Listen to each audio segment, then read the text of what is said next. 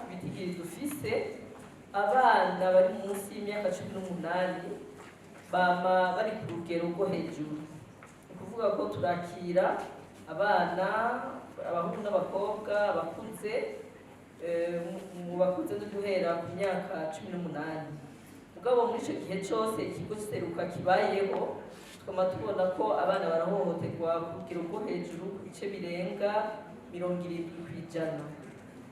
Muri abo bantu rero batwitura baba bakuze cyangwa abato, igitsina gore naco turabona yuko gushika ubu kiri ku rugero rwo hejuru, kuvuga ibice birenga 95%, hama igitsina gabo naco ibice 5%. Seruka ikaba yarakoreye kugira ngo turwanye amabi tuyasanga yavukira no kuvuga mu kibano tubayemwo.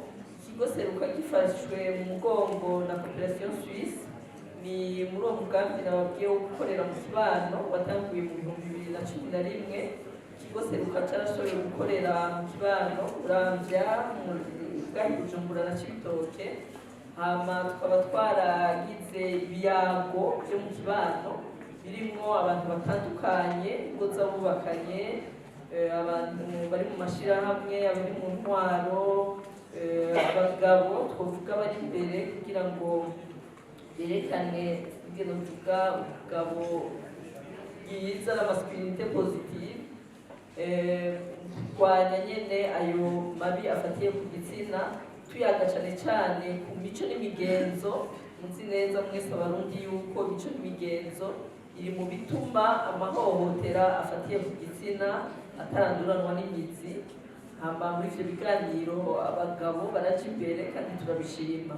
Muri izo ntara rero twarahasize imigwi irenga 95 y'abantu bamaze gufata umwanzuro uko uzobandanya bakorera muri ico kibano kugira ngo ayo mabi ayagwe na bose kandi yongere abe ivy'abantu bo mu kibano atakurindira ngo leta irakora ibi n'ibi, kuko biraboneka ko by'ukuri iyo bayagwanije kuva epfo mu kibano ariho byinshi vy'intane twasize témoignage vyerekana yuko nabo hejuru baheza bakoroherwa mu buzi bwabo baba bazi yuko hariho abo mu kibano bakemura ibibazo bitari bike mu kurwanya ayo mabi.